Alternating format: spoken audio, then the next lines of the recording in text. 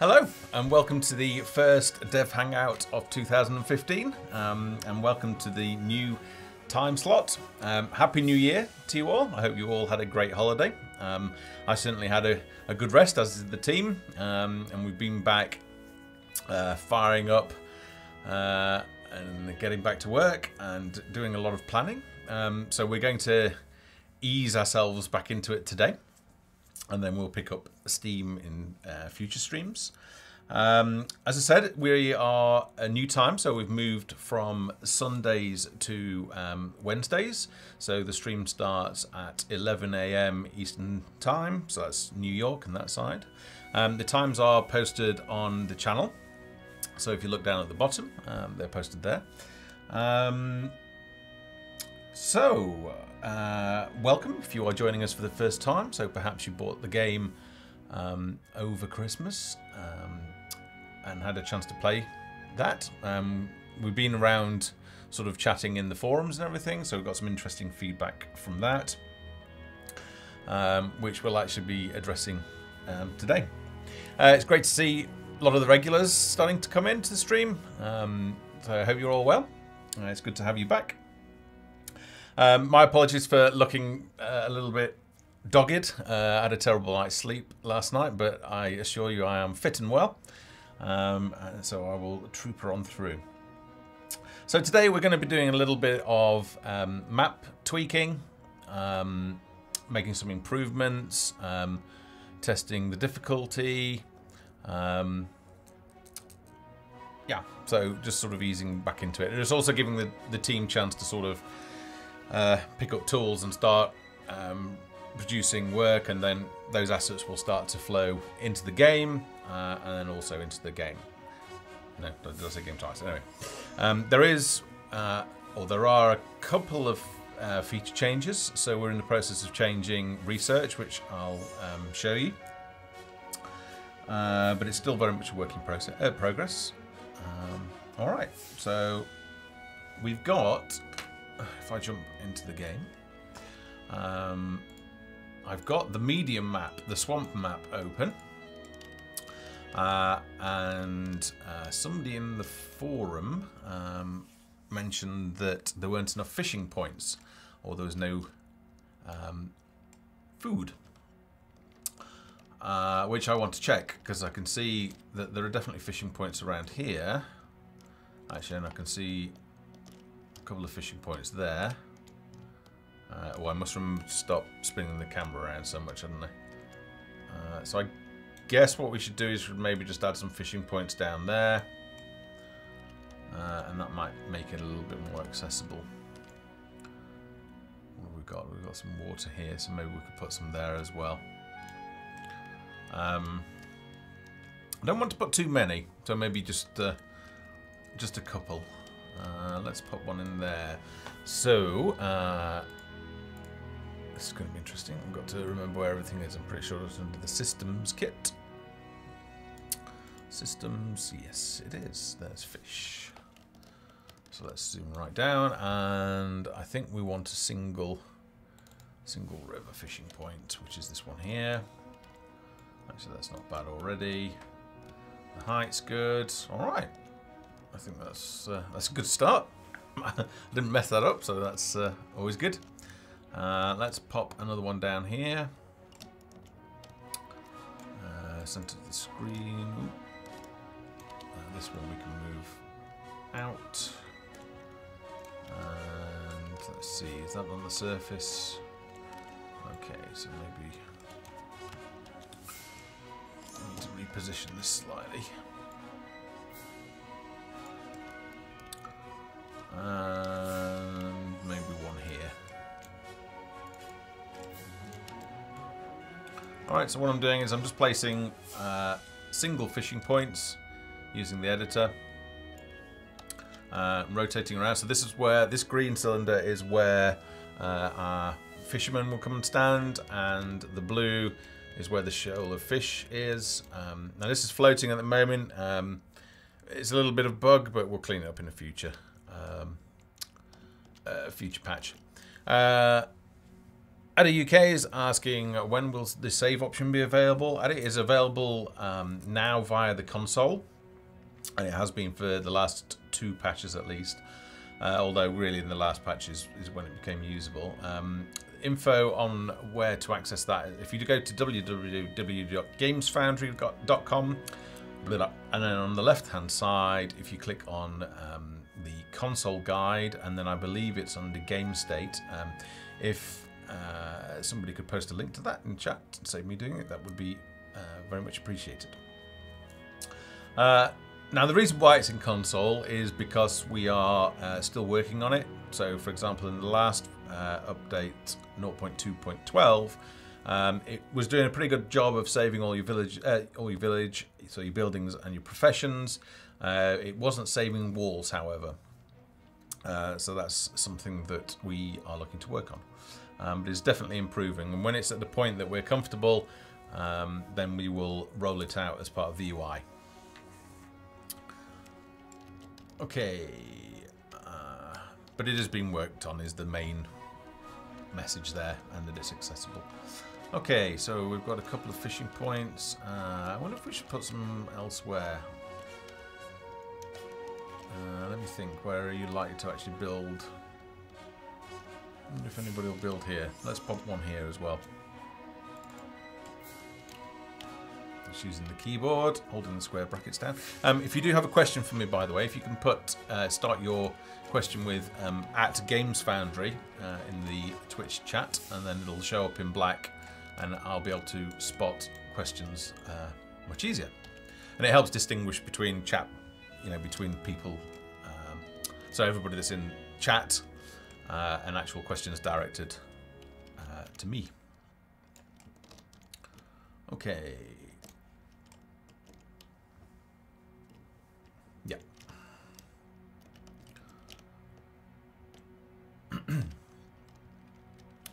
So let's find where the starting point is. The starting point is here. Now I also heard, actually, I saw a comment about the big trees, because they have the colliders on them, it makes this map difficult to play. Now I did make a point of adding all the big trees around the edge, apart from, there's that one there, and if I just rotate the camera slowly, there's a couple here. So I'll keep an eye on that. And if needs be, we can always remove it, but I don't know, other people, you guys have played this map as well. Do you think the trees get in the way?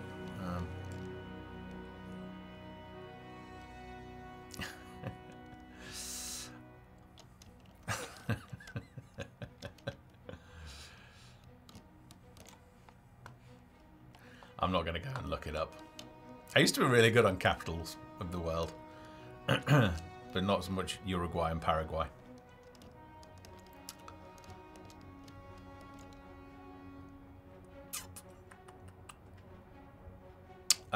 Okay, so thinking what to do.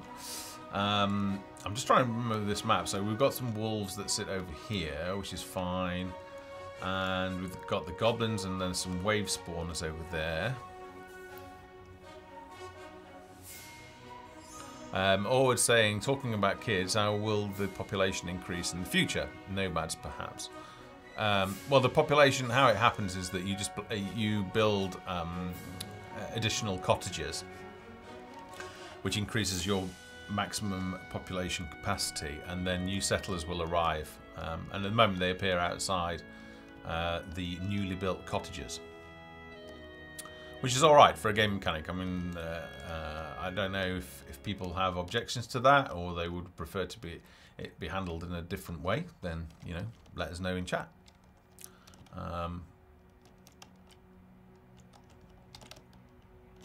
It certainly doesn't bother me in terms of where they come from. It's more important than I just get my hands on them.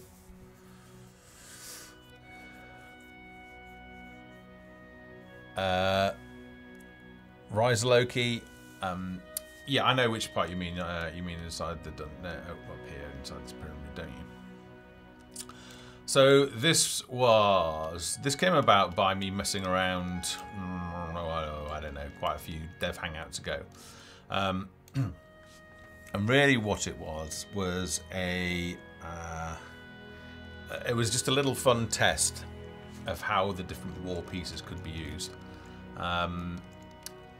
We have actually been doing some work on the classic dungeon kit, and that should be working its way into I don't think it'll be in the January patch, but it's very likely to be in the February patch, and that's going to enable you to start well, it's going to start with us in the dev hangout starting to design dungeons, and then we'll release that kit in a patch, and then you guys can start playing with it as well, and provide feedback and suggestions for how we can improve that kit.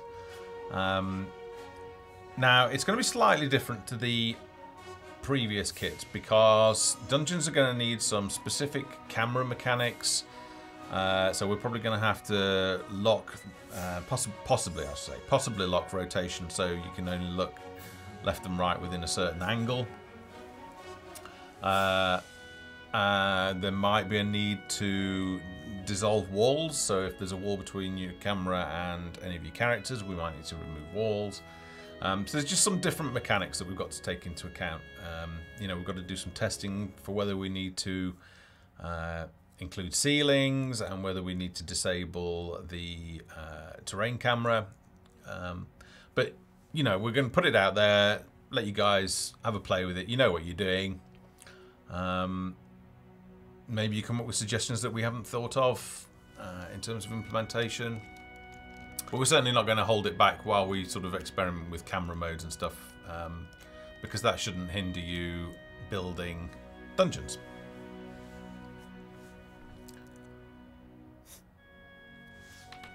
Lucian Zen is asking, is random generating maps going to be a thing in the future? So we've opted for handmade maps rather than random generation. The reason for that is that obviously a lot more thought and creativity can go into the process. So creating things like snag points, guiding a player where you want them, basically everything that you don't get from random generation. Now, obviously, each world, and a world comprises of different locations such as this, so this being a swamp, you might have a snow zone, desert zone, grassland, lava zone, so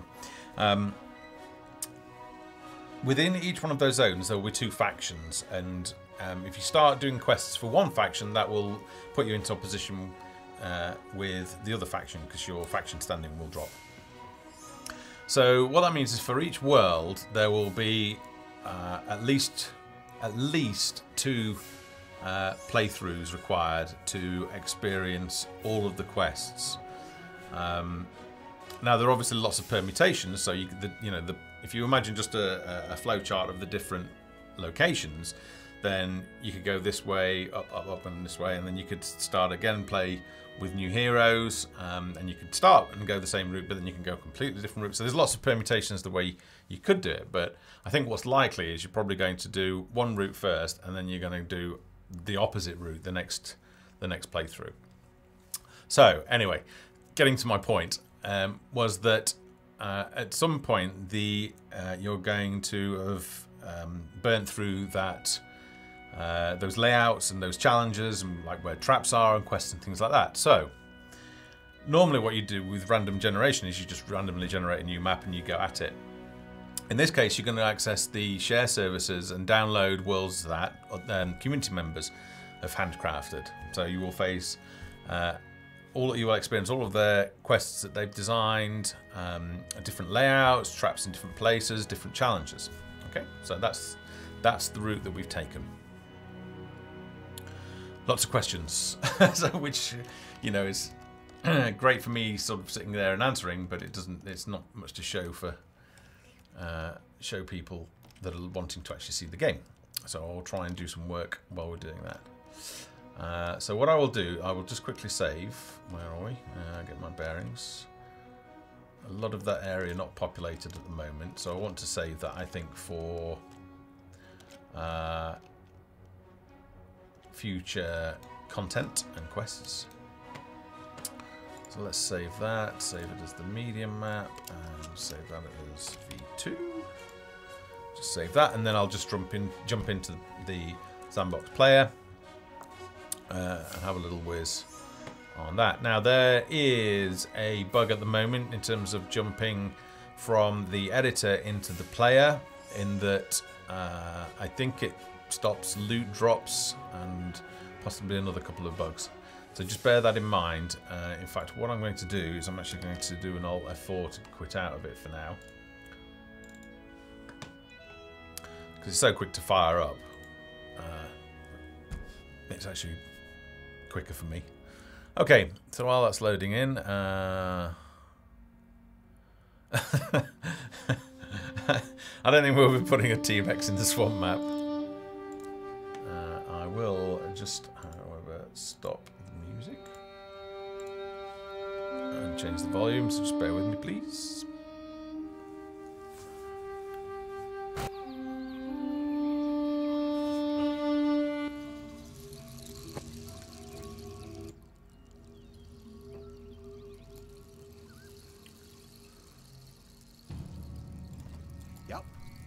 Okay, so we are up and running. So I can't remember exactly where I put those fish. So let's go and have a look.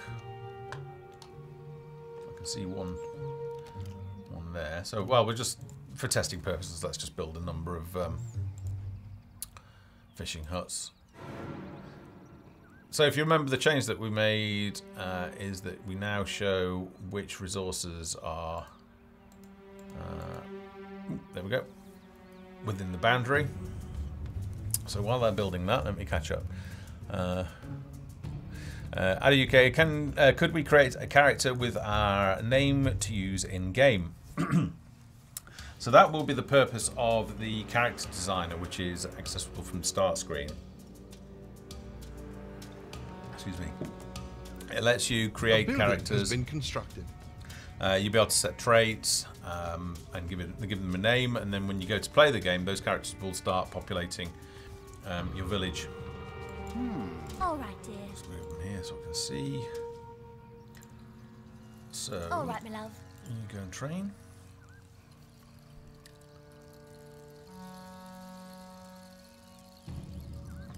Ashley Badger, what things will be implemented in the January patch?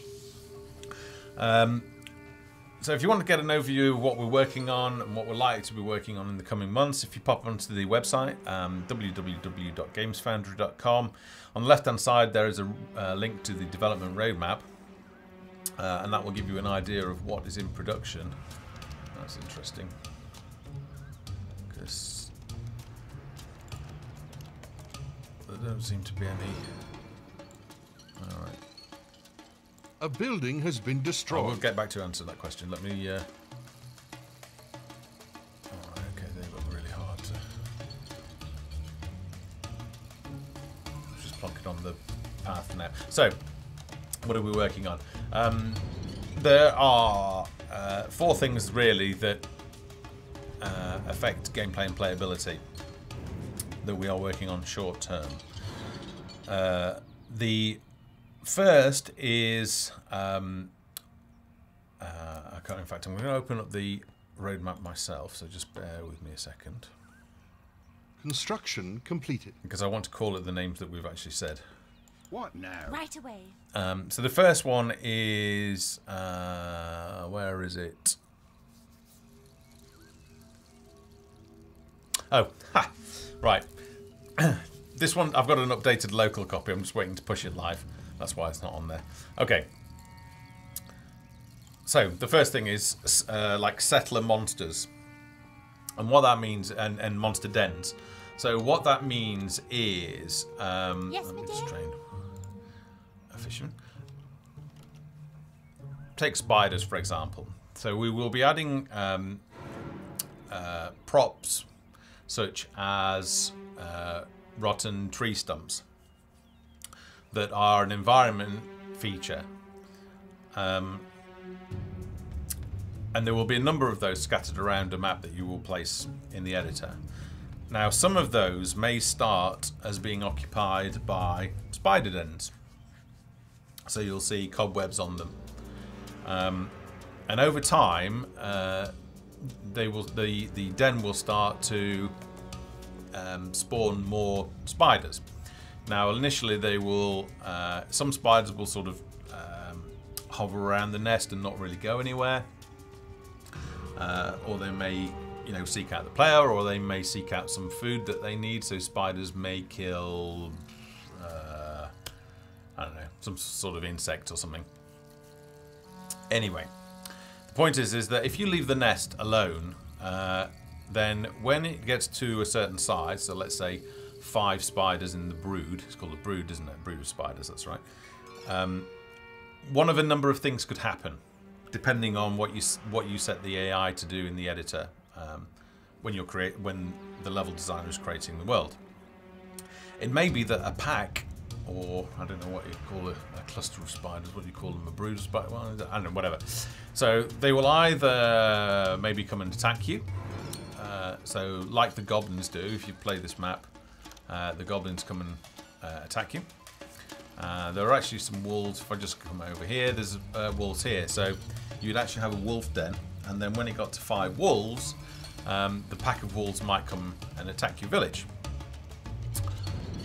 The second thing that might happen is that it might, if there is an unoccupied... Let me turn the music down. The other thing that could happen is that if there is a den that is unoccupied, that could be a potential new home, is that it might spawn a settler. So an alpha wolf, or like a spider queen, or something like that.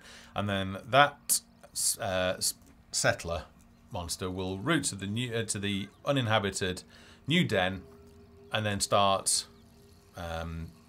laying eggs or making other wolves, and then that cycle starts again. So if you don't deal with the dens, and the dens have health, then you'll potentially start to get overrun by whatever it may be, spiders, so on and so forth. Now, the dens will also be the source of things like rare herbs that you need later in gameplay to make stronger medicines. So it will put the player into conflict with those sort of player versus environment monsters. So it'll be an interesting challenge that will add quite a lot to gameplay, but doesn't necessarily need a lot of assets, or the assets are already created and in-game. So that's the first thing. And then to actually defeat dens, remove them, you can attack them. So if there are no monsters outside, but they're inside the den, obviously the monsters will come out, and then you have to fight those, and then you can continue to attack the den, and depleting the den's health to zero will then remove the den from the map. And then presumably you can enjoy the rare herbs, mushrooms, whatever it may be, without the risk of any of the monsters attacking you. So that's the first thing that's being worked on. The next thing that we've been planning is for resource clearing. Have a drink of water, excuse me. And sorry if you're asking questions, just hold off on questions while I'm finishing explaining this, because it's quite a big answer. So the next thing is clearing resources. So let's say this area, for example, specifically this area here. If I want to build a woodcutter's hut, I think what we're talking about doing first is actually allowing settlers to clear an area. My pleasure. So we've got some settlers here. On my Let's bring way. them up here. What you will be able to do is settlers will be able to do rudimentary tasks for clearing an area. So with a settler selected, you will be able to right click on a tree. So if I want to get rid of this tree because I want to build here, you'll be able to right click on the tree, and the peasant will then go to the tree, chop it down, and that will create some logs. And I should have mentioned something prior to this, which is how the game starts. So let's just jump to that conversation and then come back to this one because it's important. So games will potentially start with you having a wagon which you can move around. So you don't have to start your village in a particular location. If you want to find, you know, if you want to be closer to some trees, or if you want to be closer to an iron mine or a quarry, you can move your wagon, and that is really your starter stockpile. And the reason why we're introducing that is so that when you want to clear an area at the sort of start of the game, when you chop down trees, you'll have resources that need to be carried back somewhere. So the tree will fall down, and the peasant will, carrying logs, return to the wagon, your wagon stockpile. They will only do it once, however. They're not like woodcutters, and the yield that they get from doing that is a lot lower than, say, a woodcutter. So it's predominantly like an early game stage. It also happens to be one of the most intuitive interfaces to the game. So we've sat and watched people play the game physically, in that, you know, we've been in their presence in the same room. We've seen that one of the first things that they do is literally select a peasant and then try to right click on a tree or anything, you know, a mine, and wonder why they can't do it. Excuse me. So it's going to help with shallowing the learning curve. It's also going to add clearing of areas into the game. So yeah, it's a much more I guess maybe a bit more survival start early on. Excuse me. So you're not just starting the game and starting to immediately build cottages and things that require stone. You actually need to go and scavenge about. So there'll be potentially berry bushes for food because you can't build the farms and everything. So you'll be able to go and grab some berries, and then you'll be able to clear some trees. There might be small deposits of iron, so you can grab those. And literally clear away an area of land.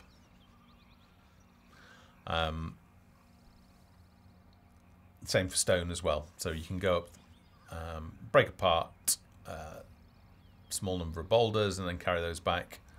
Excuse me, to your wagon. All right, so that's the next thing. So in terms of clearing areas and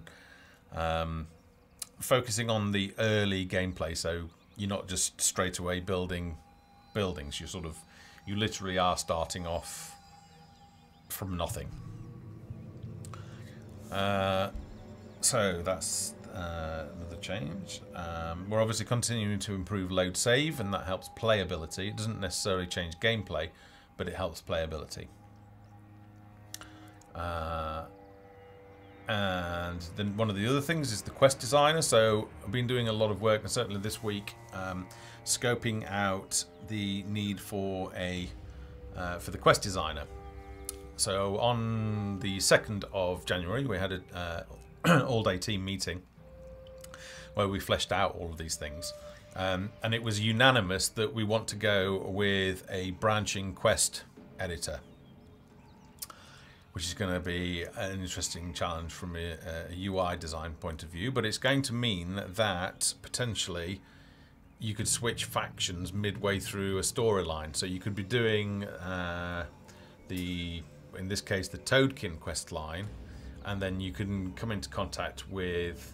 So doing those quests may start to cause your faction standing with the goblins to decline, but there might be the option through the decisions that you make while you're on quests that allow you to switch allegiance. So yeah, basically scoping all that out so that we can actually start coding the systems to support that.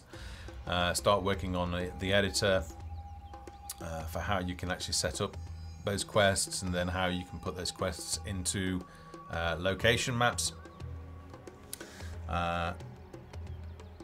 So that's an interesting piece of work. Now, as part of all of that, We also need to have an understanding of who the heroes are in the game. So in December, there's quite a lot of concepting work done for different types of heroes. And we have different categories of heroes. So we have what we're classing as generic sort of heroes, which are introduced to the player early on, which are your more stereotypical RPG roles. And the reason for that is so that you can choose who you want to be in your adventuring party, so that then you can, you know, you're exploring your first map and you find a portal, or you're on a quest and you can go to another map. And you need to have some heroes that you've met already before you can do that. So they're your sort of generic easy tasters. And then as you are moving through all the different maps, you will meet more exotic heroes. So in that sense, they will break from your standard RPG stereotypes and get more exotic. And they are more aligned to the factions that we've got, or that we've designed for each zone. So we're designing it so that each faction has a hierarchy. So it'll have a hero. It'll have a leader, and it will have a hero, which is somebody that you can actually do quests for, or they will be sort of gifted to you, or they will be available for hire by doing quests relating to the faction to which they belong. And then there's also maybe some like sub-boss monsters, or like a defender or a guardian, which is generally like a bigger, tougher sort of bodyguardy type of character. That's something we're exploring. And then characters to flesh out the cultures of those. So we're in the process of basically pinning all of that down. So who are the heroes? What are their abilities? What are the likely storylines? Things like naming conventions. So, like for the Toadkin, developing a consistent naming convention that will follow throughout everything. So the names of characters to the names of epic gear. Yeah, so I guess it's a lot of the lore, a lot of the backstory, all of that. So all of that is happening as well. Hero concepts, talked about that. Talked about the quest designer. I'm sure there's one other thing.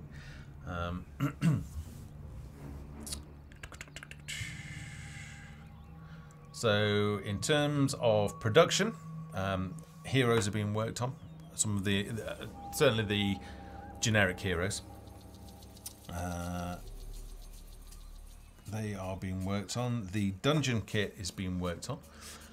Very early stages for that. Well, not very early. I guess it's like the foundation work is done, and now we're looking at the detail, putting in all the textures. So that's coming together nicely. There are all of the props. So for all of the props and icons. So for each of the factions, you obviously need all of the loot items, the quest items, all of those things. So work is continuing on those, and really starting to flesh out the cultural items and artifacts. And then for weapons, because you can swap weapons on characters, and you can see that change. So any weapon icons need to be actually modelled and painted as 3D objects. So that's happening as well.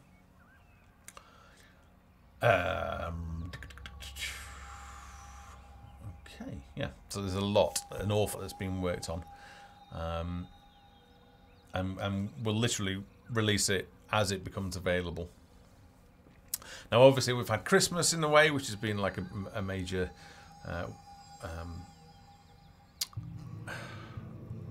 Well, it's basically 2 weeks off, what with holidays and shut down over Christmas, so that the teams had a rest. So it's going to take a little bit of time to sort of get up to speed.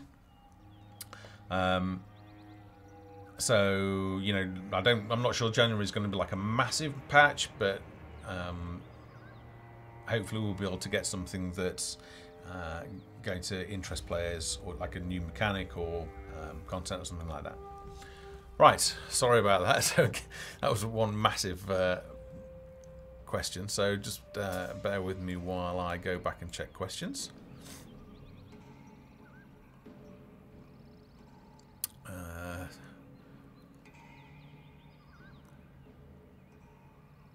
Okay.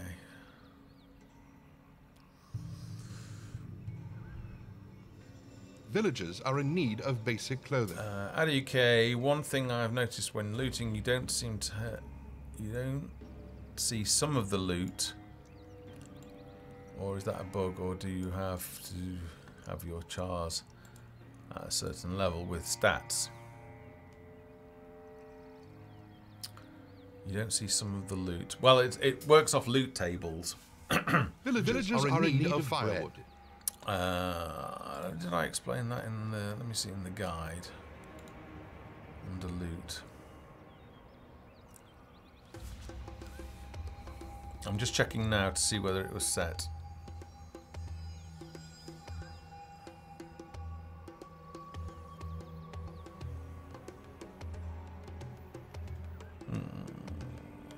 Okay, it's not a specific thing about loot in the guide.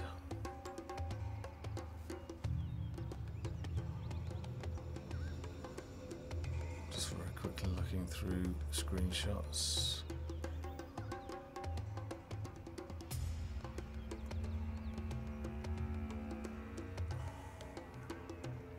Okay, that appears to be missing, so let me make a note about that.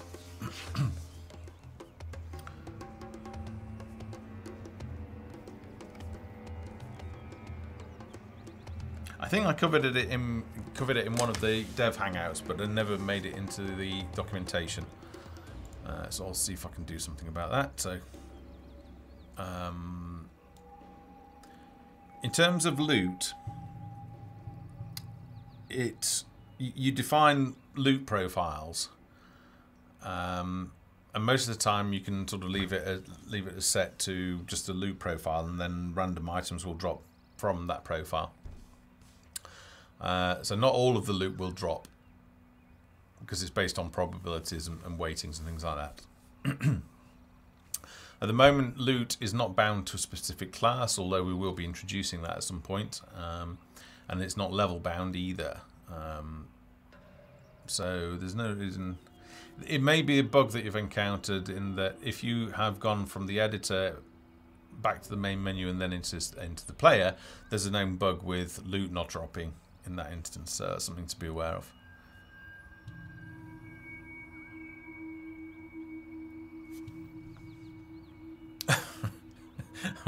Which you 2112? I just read your post from a while back.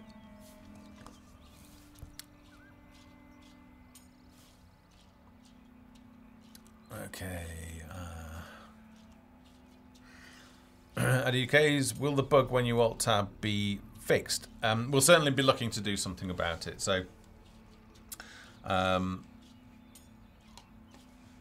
that at the moment, if you hold down Alt, then you can change the default angle of the camera. But if you Alt and Tab, then if you can see, well, you'll see. I'm currently looking at my desktop, but you'll see the game is still streaming. And while I'm moving the mouse around my desktop, it's actually moving the camera. So when I come to Alt Tab back in, it also points the camera facing up at the screen. So it is a bug that needs fixing. You can correct it just by holding down the left Alt key and just correcting it down. Or alternatively, before you Alt Tab, you can actually just pause the game by hitting Escape. Alt Tab out. I'm moving the mouse around. It's not moving the camera. I can Alt Tab back in and then press Escape. An alternative way is to edit the keymap.json text file. Info on how to do that can be found in the patch notes, usually at the bottom. And you can change it from being left Alt to be another key, or combination of keys. So there are some temporary workarounds available, but obviously we'll be looking to fix the default out-of-the-box behavior.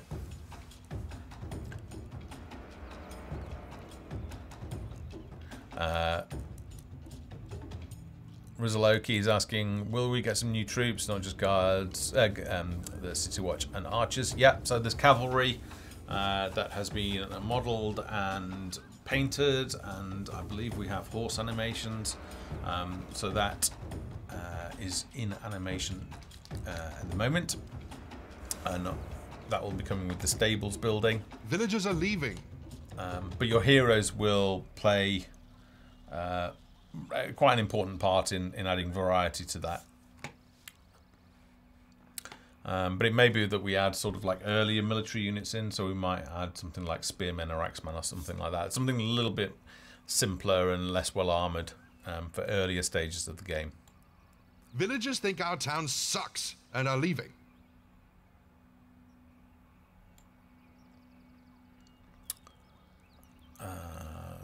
There's obviously an interesting chat going on, but I'm going to have to skip over it.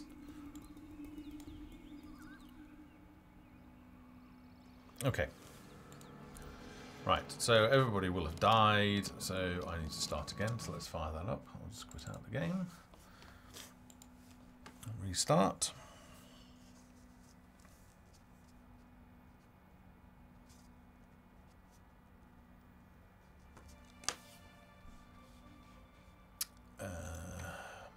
V2.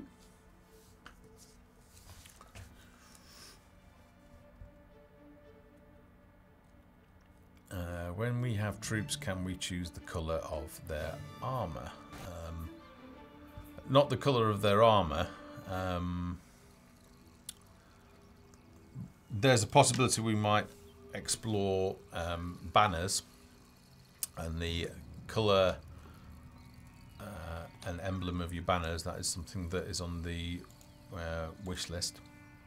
Right, so anyway, I was testing what I was testing. Excuse me. Was the fishing point, wasn't I? So there's 3 there, so let's...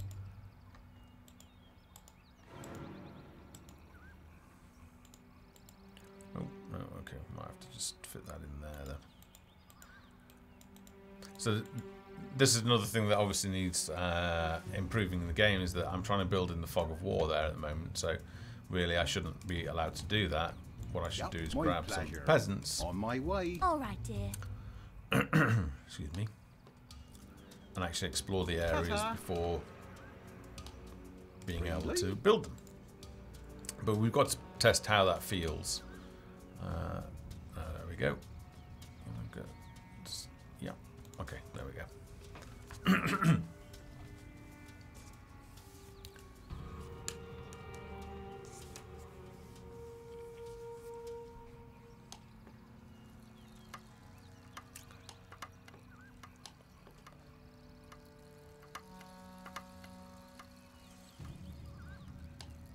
A building has been constructed.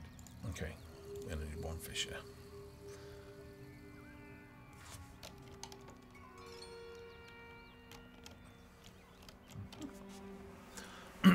Excuse me. Oh, right, yes. I was saying about research, wasn't I? So, we are in the process of changing research, so let's pop down a blacksmith.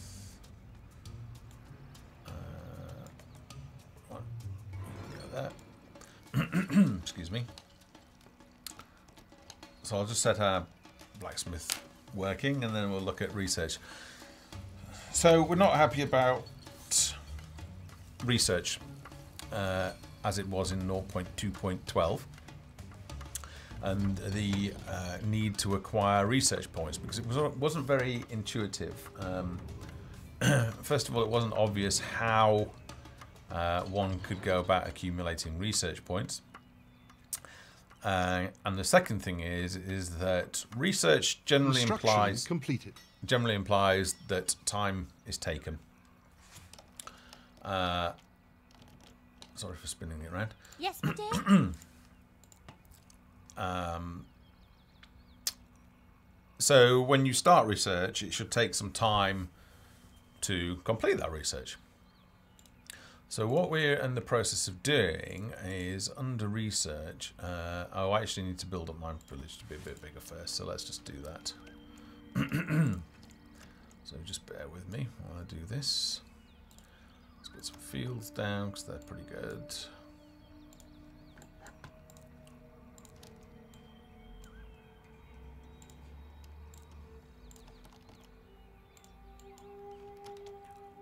Oh, I know what we need as well. We're going to have cottage.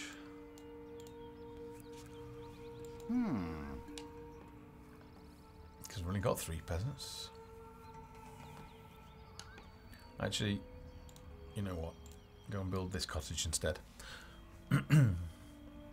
Streamer Bert saying the barracks are truly huge. I prefer there would be a distinction. Maybe make barracks that are small and wooden for some early protection, and then the current barracks sort of. Yeah, I kind of get the same feeling as well that it is overly big. So that may be something that we look to change in the future.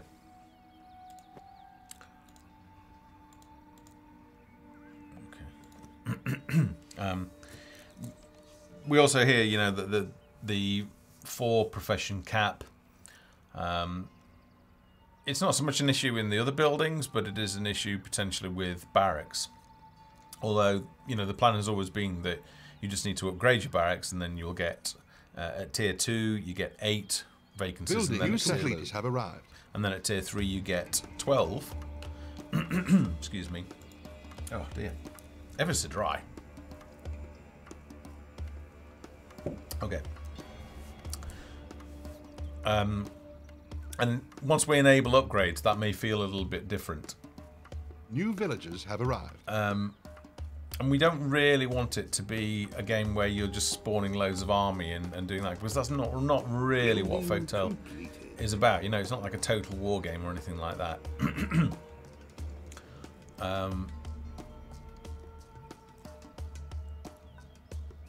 But yeah, the size of the barracks is massive. A building has been constructed. Ochi2112, thanks for joining us. Have a great day. Yeah, I'll post the construction completed. I'll post the Hangout on YouTube. It usually follows the day after the stream. All right, so let's hire you. This is another thing that we need to change. So when you click on to recruit one of the peasants, there needs to be some sort of feedback as well. And then also when you turn auto recruit on, I think I mentioned this before, we're going to put little check boxes so you can tick how many slots or how many vacancies you want to be filled with auto recruit, because in the early days you don't have necessarily a lot of workers available. Right, maybe let's build another cottage.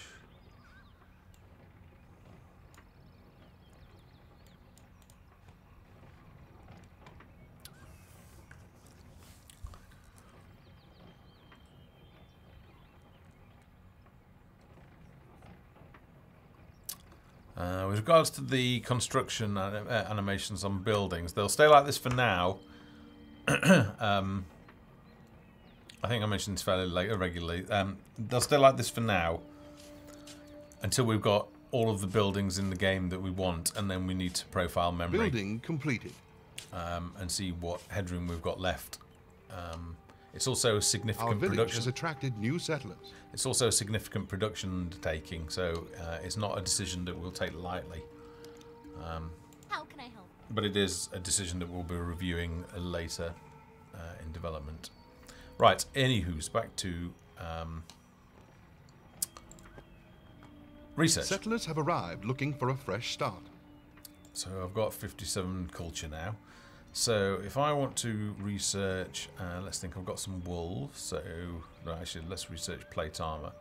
I've got 300 gold. This is no longer relevant, so we don't need 160, and we need 10. All right. New now, settlers have arrived. so we've started researching it. And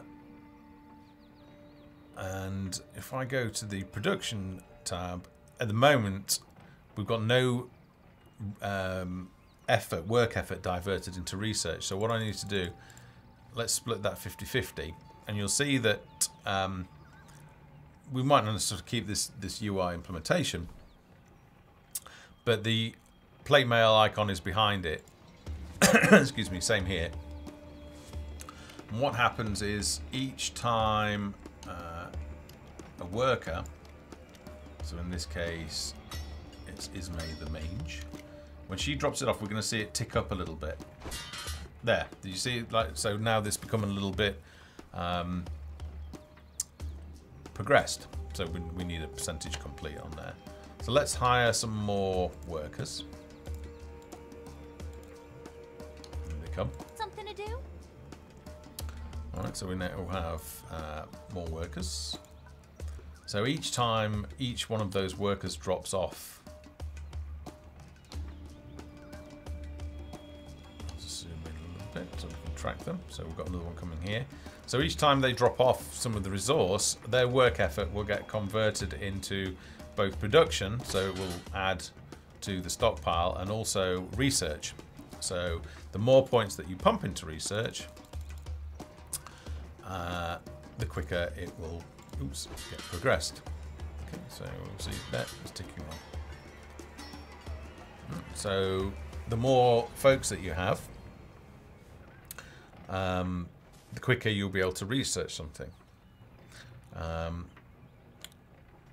Now, for more complicated pieces of research, they will take longer to complete. So we'll need to give some indication of how long they might take. But I'll leave them working on that piece of research. What we can do, however, is we could build another... well, we can't because we haven't got the resources, but I could build another blacksmith. And at the moment, I could actually have them researching a different piece of research, or I could have them contributing towards the same piece of research. Whether we keep that model of being able to set research at the individual building level, I don't know. So, you know, will you come into it through the building inspector? Or whether we centralise that under, say, like the civics menu, is yet to be decided. So we're basically tweaking things. We've done an initial implementation. We've identified its shortcomings. We're in the process of changing that.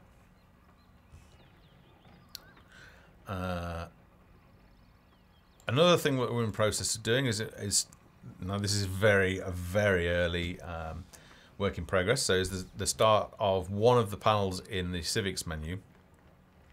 We're talking about breaking needs into primary needs and secondary needs.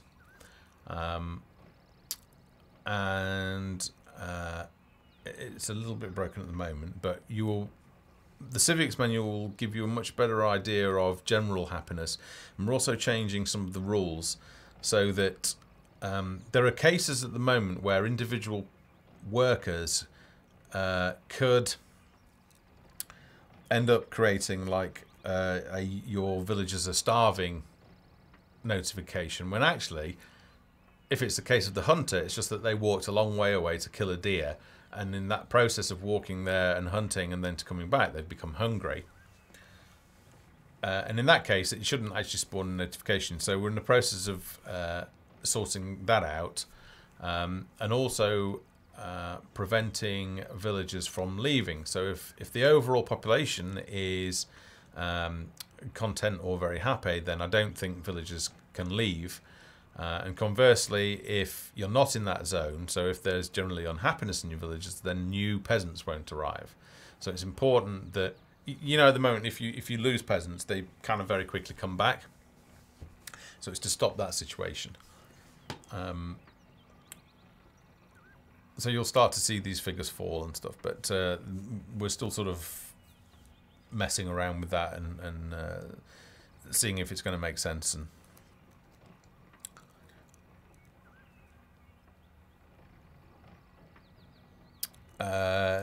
no, you can swap research. So if I actually want to go here,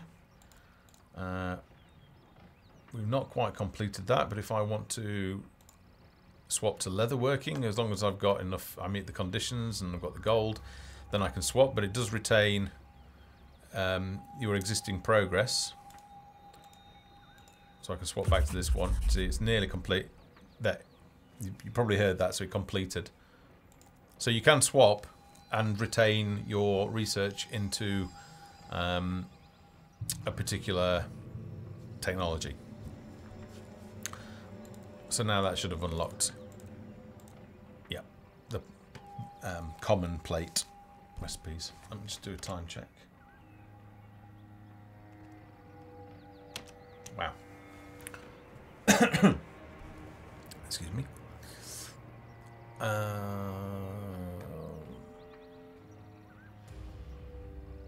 Just going to ask you about 4 workers cap.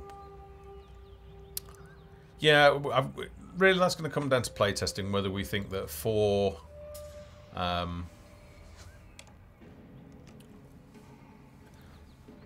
military for a tier 1 barracks is enough.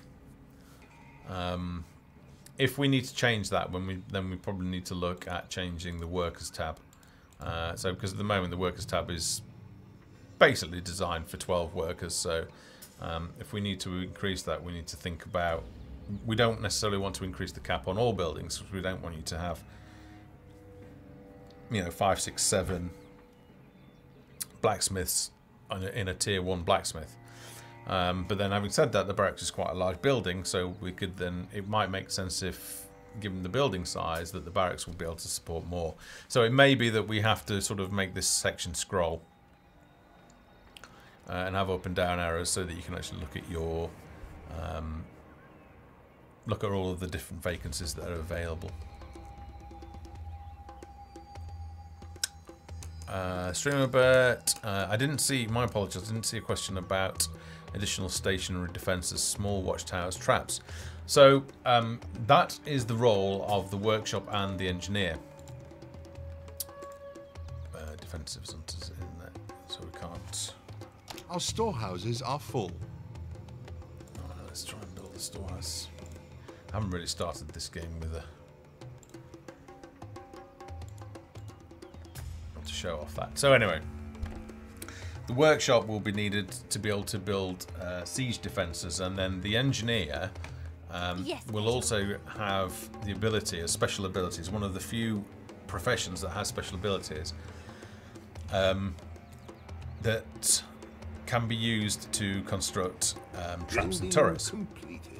So if you want to defend your village, you might want to put like down some spike traps, or a flame turret, or like in later stages of gameplay, like cannon turrets, and use gunpowder.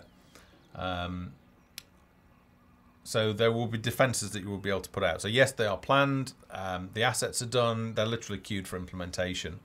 But there are gameplay mechanics that have higher priority at this point, because we've been mostly focusing on the village and economy.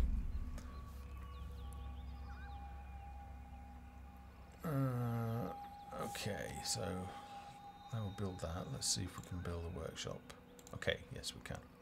Let's just plonk the workshop down there.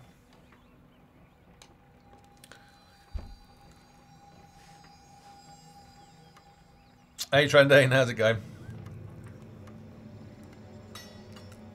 Trendane, for those of you that haven't watched the last Dev Hangouts and the Dev Vlog, Trendane has done a building has been constructed. That's Trendane there, saying a building has just been completed. So he's our new voice of the advisor.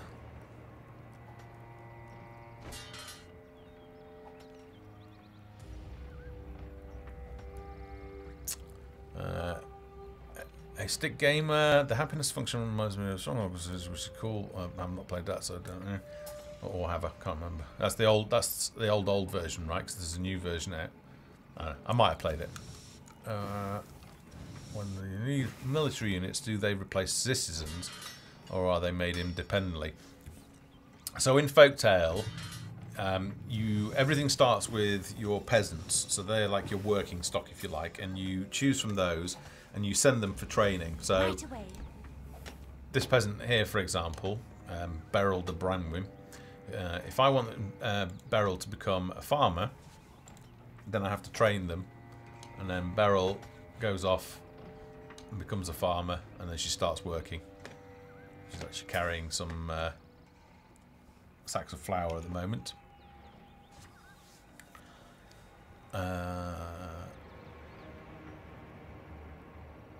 Okay.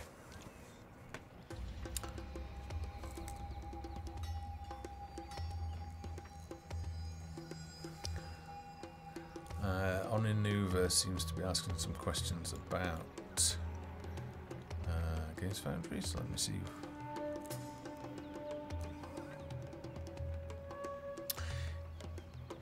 Alright, so you're asking where we are. So, like Stonewall said, it's a little bit complicated. So the company is registered and run from the UK. Half the team are in the United States, and the rest of the team are spread around places like Sweden, Canada, and Australia, and Poland.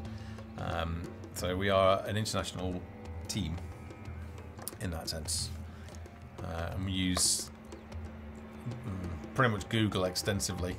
So Google Apps and Google Hangout, so that every day, you know, the time zones are obviously different. So some of the guys will be starting in Australia, starts much later in the day. Obviously, it's their morning, so it takes a little bit of getting used to when you first start, but it just means that something is always happening on the game at somewhere in the world at any given time in the day.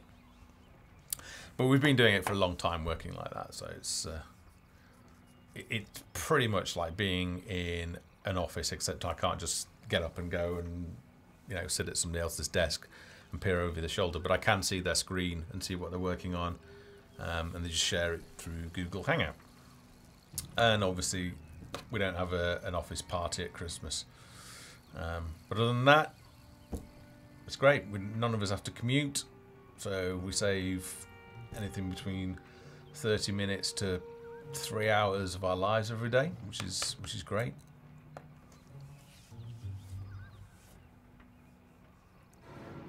So there's definite positives, that's for sure.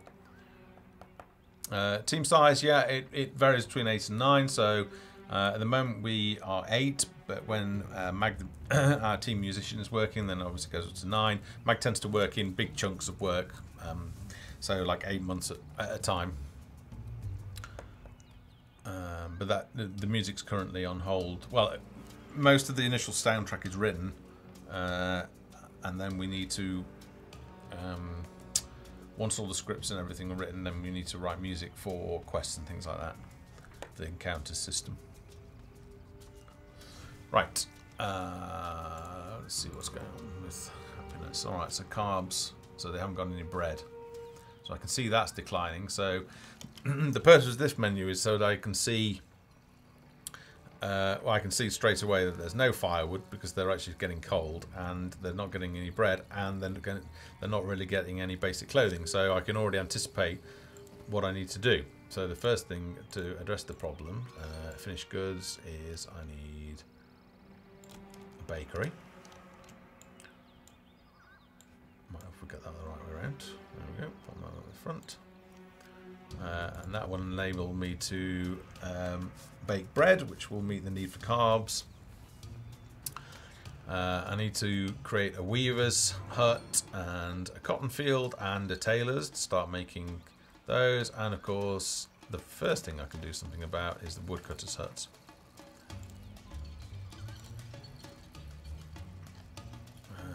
Which I will pop over Construction here, completed. looks like there's lots of wood there.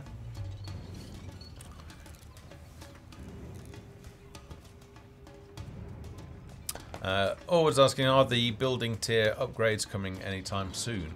Yeah, there's no reason why we're holding back on them.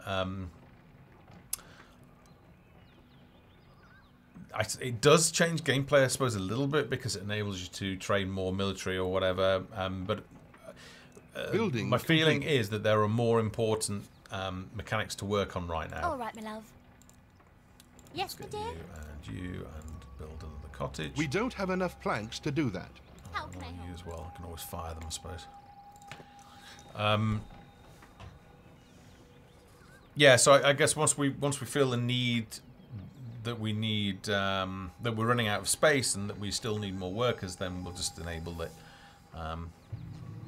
It's not a matter of just enabling and it'll work instantly. There are going to be bugs that will need to be sorted out, and obviously that takes time.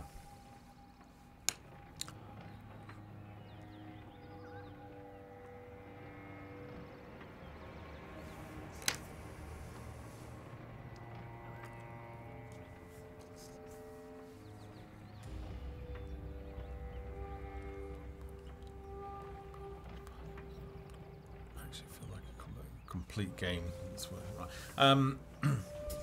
Mavor, so Mavor said, I've not played the game yet, but bought it. So,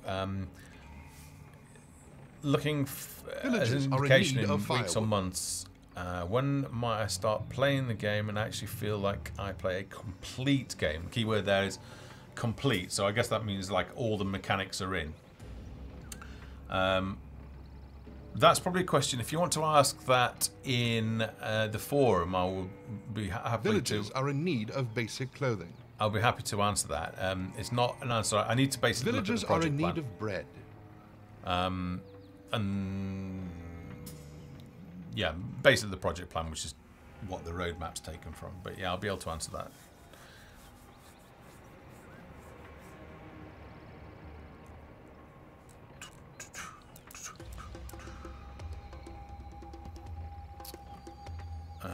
Stone was asking, how many programs are there on the team? There are one. It's Aaron. So we hired Aaron because he's basically an AI expert.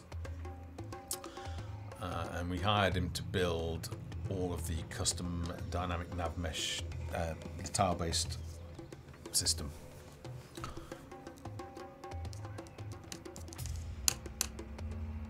Does the clothing also address their warmth, or is that just for firewood? That's a good question, Martin MC82. At the moment, it doesn't. Only firewood does, which actually you see now we've started producing firewood. That has popped up. But that is a good question. I'm going to make a note of that.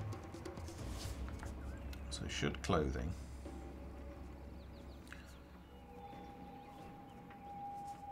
reduce the rate at which villagers become cold? I think probably not is the answer. It's really when their clothing has become shabby, which actually they're going to start becoming. You can see that they're not having their need for carbs met because I haven't trained a. You can see there we haven't got a baker, so let's hire a baker. Oops, workers. Training this person will leave you without any peasants. Oh dear. Right, so let's get a cottage built. Let's get a couple of cottages built, actually. We've also had a question about the cornerstones as well, so but I'm interested actually to ask what people feel about the cornerstones. So by cornerstones I mean these things here. So they act as a useful guide when you're placing buildings. You can see here. But some people feel that they're ugly. I kind of like them, but I'm interested to see. Maybe we should do a poll on that. I don't mean just in the dev hangout. I mean like a broader community poll, because it's something I'm interested in hearing back on as to whether we should. I think they're great for placement, but the question is, I suppose, once the building is complete, should we hide them?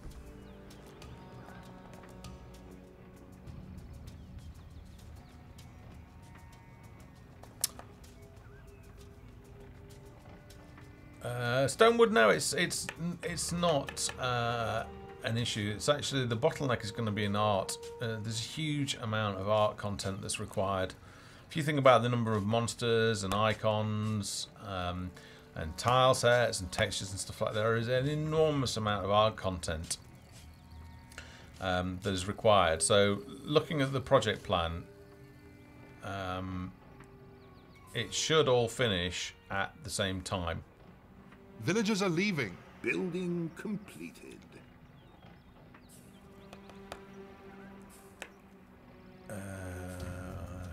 Stratigo artrays, you can make the stones gatherable.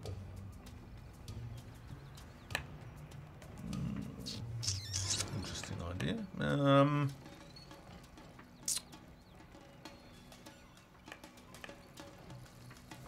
I'll note it down.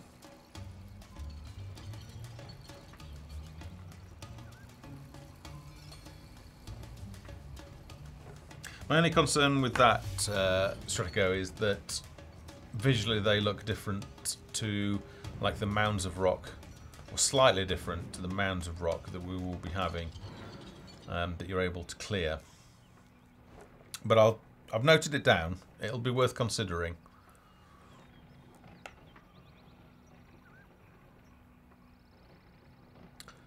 Or we could make it toggleable.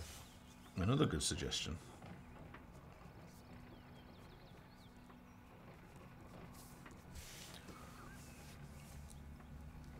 Okay, so I'm pretty sure they're all going to start abandoning soon because they're still not getting any bread. So you... I'm sitting here chatting away. We still haven't got any more peasants. Why haven't we got any peasants? Because he's probably really unhappy. Because he's not got any clothing. So you guys... Let's demote you. And I seem to remember we've got 3 wood cutters, so let's demote you and you. Oops.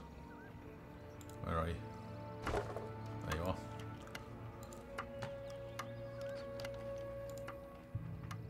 I think that's probably alright. How many workers we've got now? Well? There's only 1. So the civics menu will be used to find idle villagers. There'll be tabs for all of your peasants, all of your buildings, and things like the overview stats. Oh dear, they're going to start rebelling. So the sorry, yeah, that's another thing is going in. 2 things actually. First thing is sickness. So coughing, vomiting, and the need for medicine, so that we can bring the herbalists then online, so that it has a functional purpose, and that extends into death and the introduction of the cemetery building, which your monks will then collect the dead and bury them to stop the spread of disease. So there is an association there. And A building has been constructed. ranting and rebellion. So what reminded me is looking at this happiness meter that's about to go into the red. So once they go into the red, then people are going to start rebelling and setting fire to things and tossing. Villagers think our town sucks and are leaving. And they're going to start tossing burning torches onto your buildings and things like that. But I think because we're introducing these thresholds, you don't want individual villagers setting fire to things unless your entire village is knocked off for you, because obviously that's quite destructive to have somebody set fire to one of your buildings. So I think if it's an individual, they'll most likely just rant and do a little bit of voice acting, and then they'll leave your village, pack their bags and leave. Whereas if you are facing overall hatred, then it's going to go from bad to worse pretty quickly.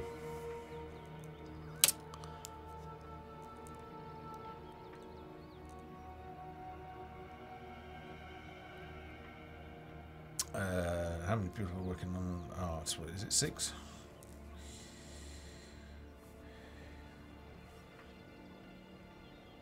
Six.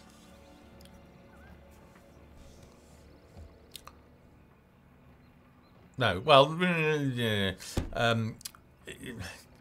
Yes, it's technical art, so animation is included in that.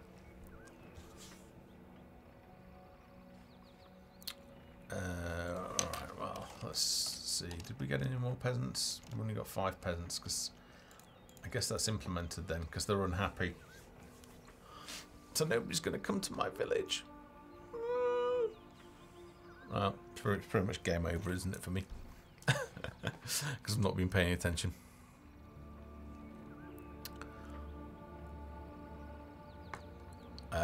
Martin MC, in terms of predators attacking buildings, yes, we are changing that. So wolves will no longer be gnawing down buildings. That is one of the changes. Villagers are packing their bags and leaving. Yeah, well, there's not much I can do about it, is there? Yes, we'll be changing that.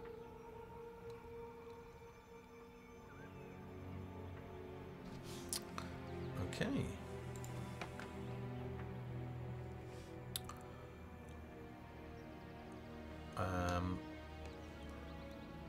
So all of those things that I've talked about, I've done an awful lot of talking in this hangout because we've done an awful lot of planning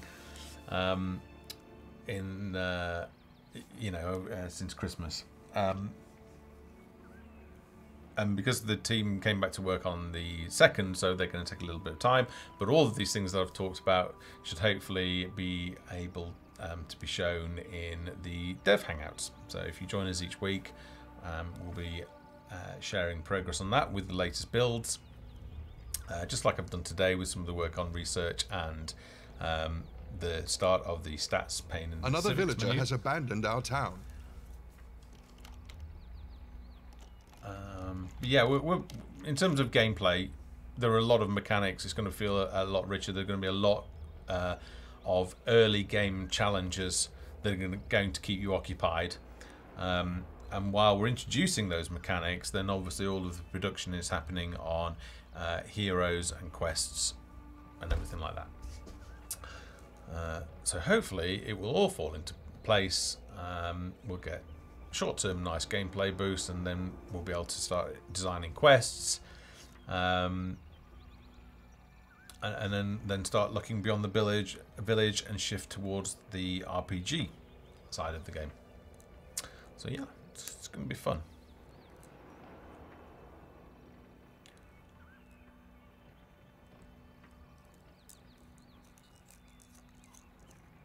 Yeah, this village died. They've all gone. 0 of 20.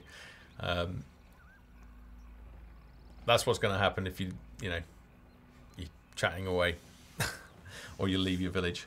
I think before, so if you remember before, that basically they would pack their bags and leave, and then a new villager would come already. But because there was great unhappiness, it's you're on a slippery slope, so you've got to react. You can't just leave it there and accumulating loads of resources and stuff. Looks a little bit like a ghost town now, that's for sure.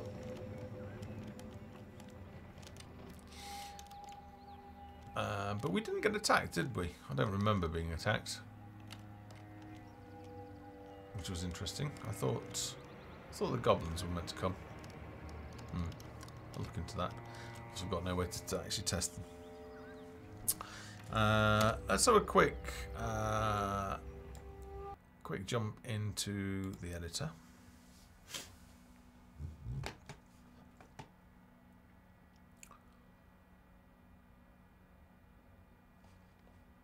So, where are we? This is the classic dungeon kit. I don't want to show it. I think it would be wrong to show it at this point in time.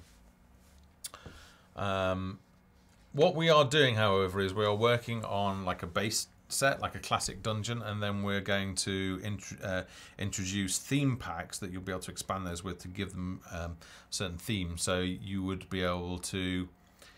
You'd have your sort of basic generic building blocks in your classic dungeon kit, and then if you wanted to make a dwarven dungeon, you could load in like the dwarven dungeon culture kit, and then that would have sort of what's the word for this? The kind of typical Celtic. It's like Celtic bands and things like that are used commonly to communicate dwarven culture. At UK, no, there will not be seasons, but obviously we have different types of maps. So we have, like the hard map, for example, is the Snow Tundra.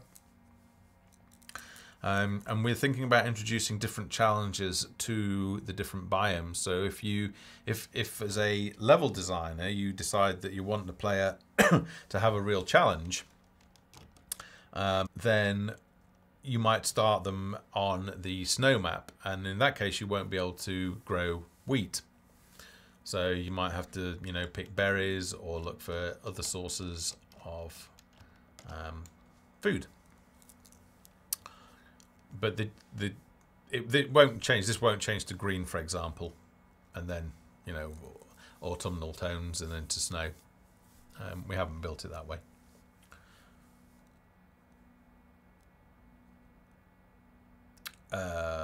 Wave spores broken. No, that's actually, I better check that. Wave spawner's broken.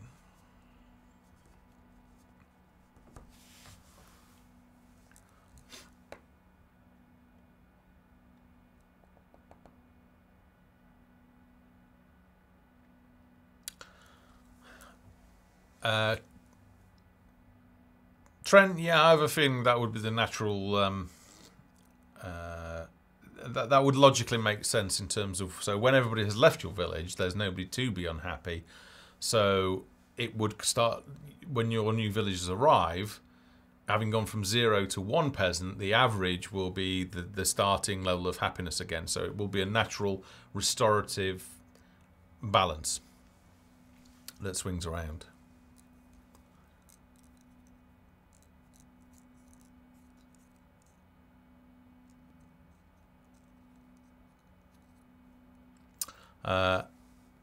Stick Gamer, is it theoretically possible to make a utopia where everyone's satisfied unless someone attacks, or are there infinite problem events? There are, I guess it is feasible at the moment. Whether that changes in the future remains to be seen. I suppose if you're able to tackle all the environment threats that you have, I guess in the end game, yes, you would be able to make a utopia in the end game. But I think as you're progressing through each of the locations, you're going to be miffing off one of the factions, and the intention is that they would then send raiding parties against your town. So you have to defend your town against them. Excuse me. But once you reach the end game, which is basically where you've defeated all opposing factions, if you want to continue playing, then in theory you could reach a balance that was a sustainable utopia. It really depends if we regenerate any of the PvE challenges. And it might not just be limited to monsters, you know, we might... well, there's sickness restart, so there will be random sickness events, and they will get more potent. It's not the right word, but the diseases will get more serious. So there'll be stuff like that to deal with. There won't be an alien invasion, no.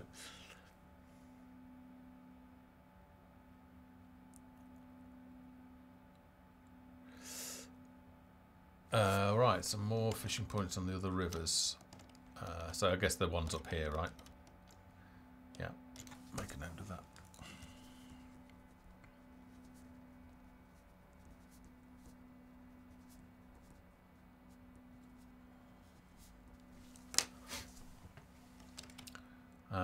What I want to do with... oh, hang on, I've lost my bearings a little bit down here, isn't it? What I want to do with these maps, especially the... Let me open up the Grasslands map. Easy. Is that very, very early on in gameplay, you're just going to be looking at... If I just zoom out. So you'll be looking at... Let me close this down. So you guys maybe start here. So you'll be looking in this sort of area and clearing that and just focusing on gathering a little bit of wood and stone and whatnot. And then probably what I want to start putting around here and in these zones is a little bit of player versus environment stuff. So like the settlers, the spiders, those sorts of things.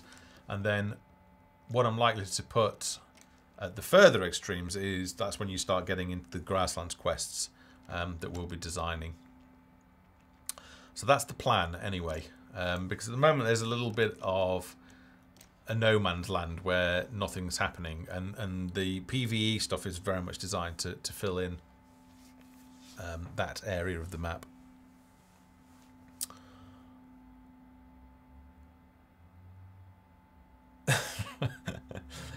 Yeah, I mean, meteor strikes.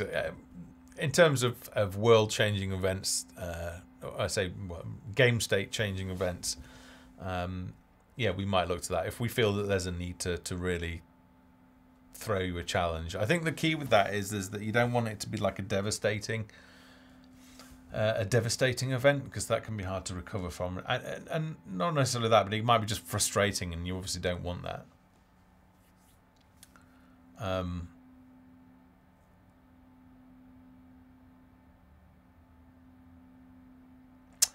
Yeah, there'll be mythical events because obviously we've got fantasy magic and we're a bit tongue-in-cheek in terms of our take on fantasy, so we can do all sorts of things. So yeah, in terms of a villager event, that reminds me of what you just put there as Stick Gamer. So with the introduction of the graveyard and burying peasants, there's obviously a great deal of potential for zombies and the link with the undead and so on. So we will be doing something there. In terms of some sort of zombie outbreak.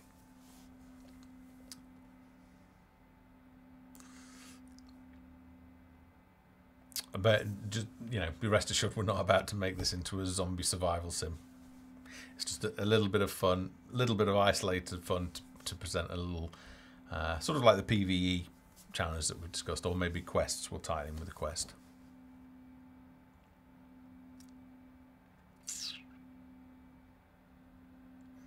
Martin MC82, will opposing factions be researching and improving their stuff the same way we are? Or will they always be kind of the same thing?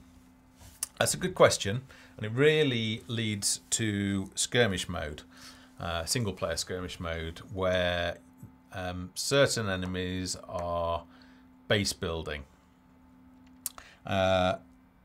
Whether we implement that in the initial release of the game, it depends on whether there is budget available, and or whether we feel that there is something significant missing from gameplay.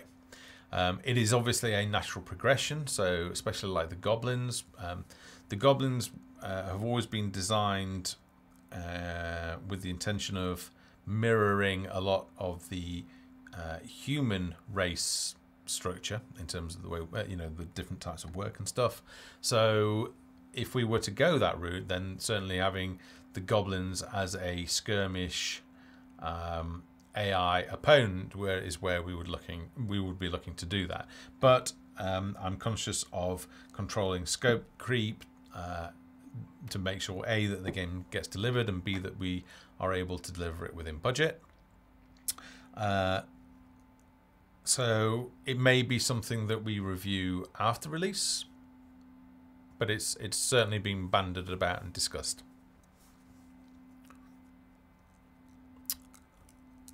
Stonewords asking, will you make another dev map soon? Yes, I will be starting making a dungeon in the dev hangouts. I'm just waiting for the kits to reach a certain stage. And then I will be cracking on and streaming that, and I'll probably do some additional streams for those folks that want to, you know, just fire up in the browser, chat once in a while, hang out, and follow how that's going to shape up. Much like I did with the snow tundra. That's going to be really interesting because it's going to be a lot more intricate work. Whereas with an exterior location, you've got an awful lot of area to cover. With the dungeons, it's going to be a lot more about, you know, the intricate design. I've got to think ahead for like traps, because we're going to have traps and triggers. So I've got to plan for that. So it's going to be a real refreshing change, and something that I'm personally looking forward to.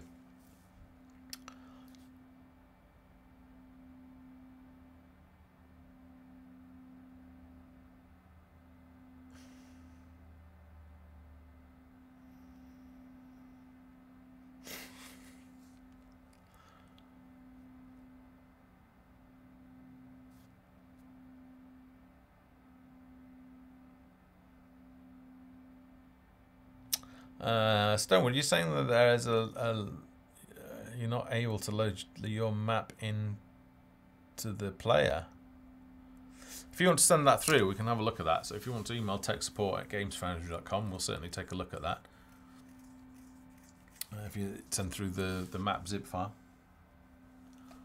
We've not encountered any problems since 0.1.2, 0.1.12, sorry. So we'll definitely take a look at that. Okay, I think that's a good place to end the stream. We're not doing a giveaway at the moment. We may resume doing those at some point later in the year.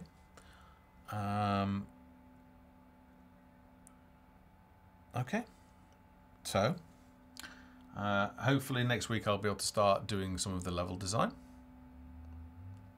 All right. Okay. I thought that was fixed, but I'll have to look into that. All right. I'll check that out. So, Stonewood.